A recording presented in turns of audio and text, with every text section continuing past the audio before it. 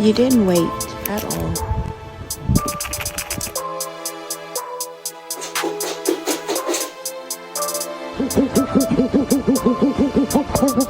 I kto tu rządzi? Popatrzcie, kto rządzi. Hektor.